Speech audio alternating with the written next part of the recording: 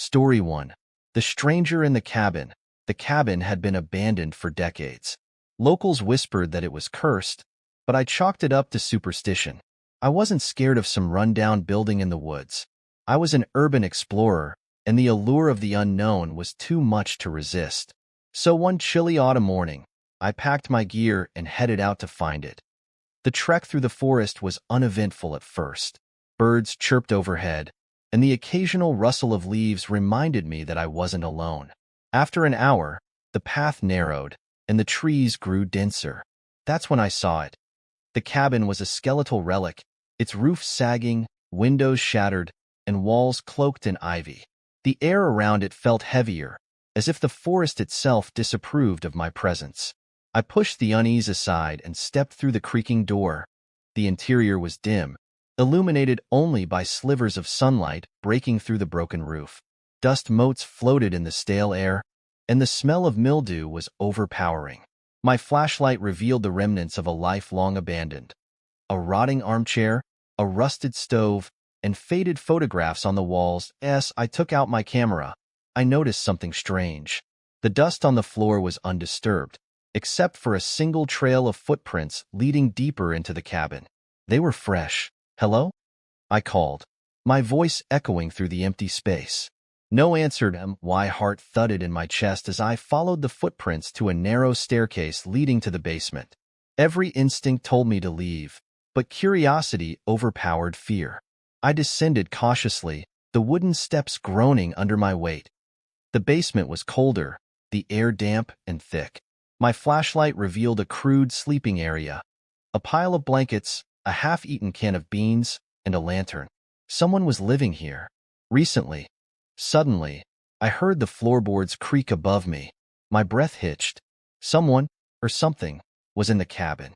The sound of slow, deliberate footsteps grew louder. Descending the stairs, I killed my flashlight and crouched in the darkness, trying to steady my breathing. The steps stopped halfway down the staircase. The silence was suffocating. "Who's down here?" A voice called, deep and gravelly. It wasn't a question. It was a demand I didn't answer, my mind racing for an escape plan. The sound of heavy breathing filled the air. The stranger was waiting, listening. Minutes passed, or maybe hours. Then, without warning, the footsteps resumed, retreating back up the stairs. I waited, trembling, until I was sure the cabin was silent again. When I finally emerged, the room was empty, but the front door was wide open. I sprinted into the woods, adrenaline propelling me forward.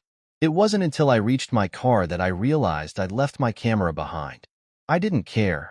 I just wanted to get as far away from that cabin as possible. That night, back home, I couldn't sleep. I kept seeing the stranger in my mind, imagining their face, their intentions. But what truly shattered my nerves was what I found the next morning. Propped against my front door was my camera, the lens shattered. Taped to the screen was a note, written in smudged, uneven handwriting, "Don't come back." Story 2. The Girlfriend's Possession. It started out as something innocent. My girlfriend talks in her sleep, and it was always harmless nonsense. "The sky is folding," or "We need to raise the ground." We'd laugh about it in the morning, but last night, things changed. It wasn't nonsense anymore. It was terrifying. We were staying in a cabin deep in the woods for a long overdue getaway. The cabin was rustic and cozy, wooden walls, a fireplace, and a single creaky bed where we'd snuggle up together.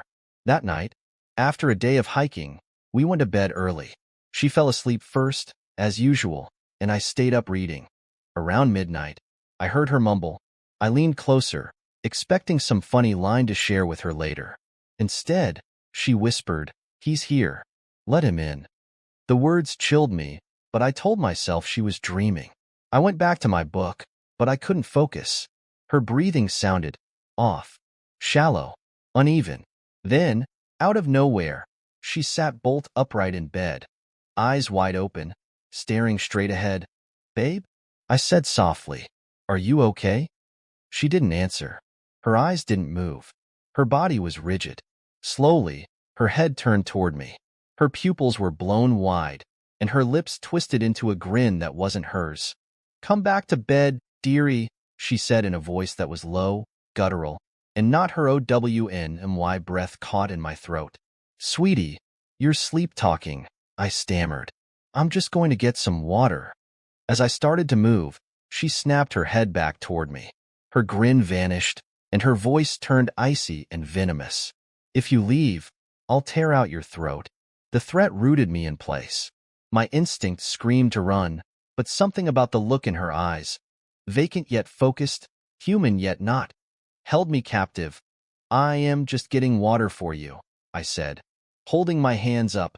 Her grin returned, wider this time, stretching unnaturally. Smart boy. With trembling hands, I grabbed my water bottle from the nightstand and poured some into my palm. I splashed it onto her face, hoping it would wake her. She recoiled instantly, hissing like an animal. Her body spasmed, and she collapsed onto the bed, her eyes fluttering shut. She was still again, breathing deeply as if in a normal sleep. I didn't dare stay in that room. I grabbed my phone and bolted to the couch in the living room, clutching the water bottle like a talisman. Every creak of the cabin made my heart race. Every gust of wind sounded like a whisper. The night dragged on, and I didn't sleep a wink. Around 4 a.m., I heard movement from the bedroom. The soft creak of the floorboards made my stomach drop. Then, her voice called out, soft and sweet this time. Babe, are you okay?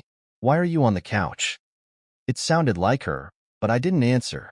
The door to the bedroom creaked open, and I froze. Her shadow moved into the living room, and I held my breath. Come back to bed, she said, her voice syrupy sweet. I glanced at her and immediately regretted it. Her eyes were wide open, glowing faintly in the darkness, and her smile stretched so wide it looked like her face might tear. Stay back, I warned, holding up the water bottle. Her smile didn't falter. Come back to bed, dearie, she repeated in that too-deep voice. Then she lunged. I threw water at her as she charged, and she collapsed mid-step, hitting the floor with a sickening thud. I didn't wait for her to wake up again. I grabbed my car keys and left the cabin, running through the forest path until I reached the CARD. I drove away. The cabin's shadow loomed in my rearview mirror, and for a split second, I thought I saw her standing in the window, watching me leave. Story 3. The Vanishing Dog. 3 months ago, I inherited a cabin from my late uncle. He wasn't a man I knew well, but the will was clear. It was mine now. I wasn't thrilled. I had a wife, twin girls, and a busy life back home. Managing some old cabin in the woods felt like a hassle I didn't need. Still, I decided to visit and prepare it for sale. My wife stayed behind with the kids, and I took the trip alone. The cabin was charming in a way, nestled deep in a quiet forest. It was peaceful, almost too peaceful, like the silence was watching me. The first few days passed uneventfully, but as I spent more time there, things started feeling off. I'd lose track of time, wake up unsure how long I'd been asleep. Things in the cabin weren't where I left them. Shadows danced in the corners of my vision, vanishing the moment I turned my head. Then Buster came into my life. The elderly neighbor told me she'd been watching him while my uncle was in the hospital. Buster, a golden retriever with soulful brown eyes, became my companion. But even he seemed uneasy in the cabin, never venturing upstairs and always sticking close to me. One night, as I was preparing dinner, Buster was right behind me, his tail wagging as I grabbed his favorite treat. I turned to give it to him, and he was gone. I hadn't heard him move, hadn't seen him leave. He just vanished. I searched the cabin from top to bottom, calling his name. The upstairs was as silent as a grave, but I pushed through my fear, checking every corner. There was no sign of him. Panicked, I ran outside, shouting his name into the forest. My voice echoed, but there was no answer. After an hour of frantic searching, I returned to the cabin, defeated. When I opened the door, Buster came bounding toward me from the kitchen, his tail wagging like nothing had happened. Relief flooded through me, but confusion lingered. I had checked every inch of that house. How had I missed him? I didn't sleep well that night. Buster slept in the bed with me, and every creak of the cabin made my skin crawl. The days passed, and work picked up. I was landing new clients and working late into the night. My focus on work was so intense that I barely noticed the strange happenings around me.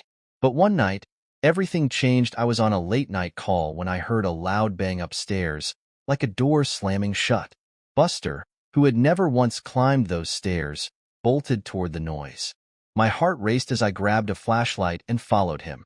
The upstairs hallway was dark, but I saw Buster standing frozen in front of the bathroom door, which was now wide open.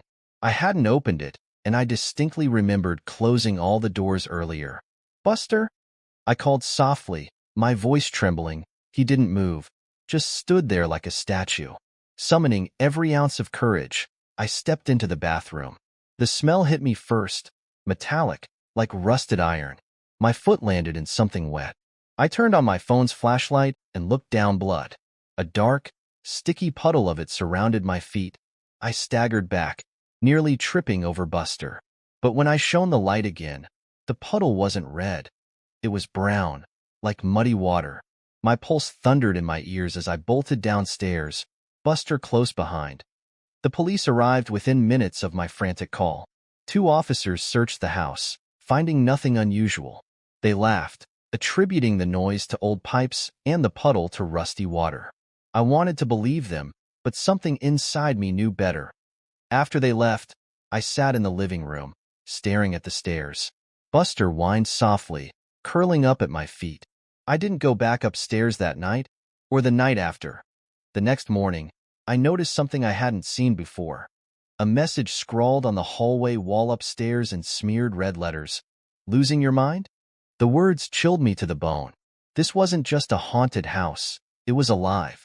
And it was playing with me. Story 4. The emergency broadcast. It was a quiet evening in the cabin. I'd rented it for a week of solitude, hoping to disconnect from the chaos of the city. The isolation was a balm, and the lack of cell service forced me to leave my distractions behind. I was sitting by the fireplace, a mug of tea in hand, when my phone buzzed. Odd. There shouldn't have been any service. Curious, I picked it up, and my heart sank. Emergency alert. This is not a test.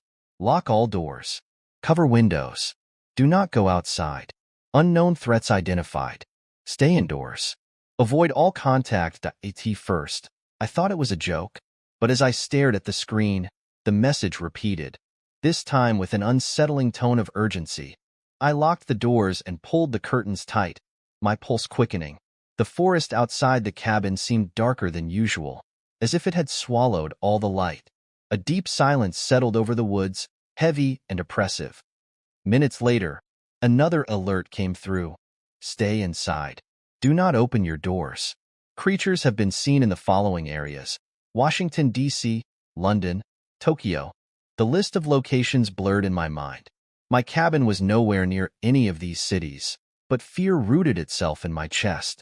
What creatures? What was happening? I grabbed a flashlight, a knife from the kitchen, and barricaded myself in the small bedroom. Hours crawled by, the silence interrupted only by my pounding heart. The occasional creak of the cabin's wooden beams sent me into a spiral of dread. I stayed huddled in the corner, phone clutched tightly, refreshing the alerts. Then came the sound of footsteps outside. Soft at first, crunching on the gravel path leading to the cabin. I held my breath, every instinct screaming to stay silent. The steps stopped directly outside the window. A shadow passed across the curtain. Knock, knock. The sound was light, almost polite, but it echoed in my ears like a gunshot.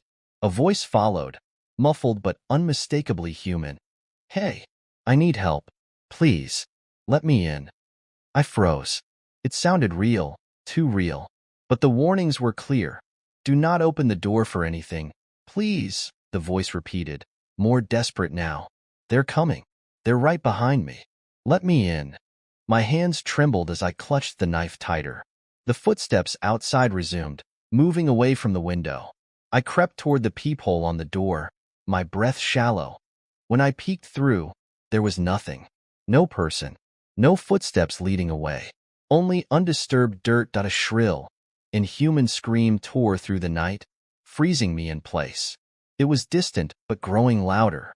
It was joined by more screams, layered and overlapping, until it sounded like the whole forest was alive and hunting. Suddenly, my phone buzzed again. Emergency alert. The creatures are attracted to light and sound. Remain silent. Remain hidden. I turned off the flashlight and curled into the darkest corner of the room, barely breathing. The screams outside grew deafening, circling the cabin. Something scratched against the walls. My mind raced with possibilities. What did they look like? Would they leave? Would they break in? Hours passed in suffocating terror. I stayed awake the whole night, the sounds eventually fading as dawn broke. But when the sunlight streamed through the cracks in the curtains, the alerts didn't stop. Final emergency alert. The creatures have left the area. Surviving individuals are advised to report to the nearest emergency center.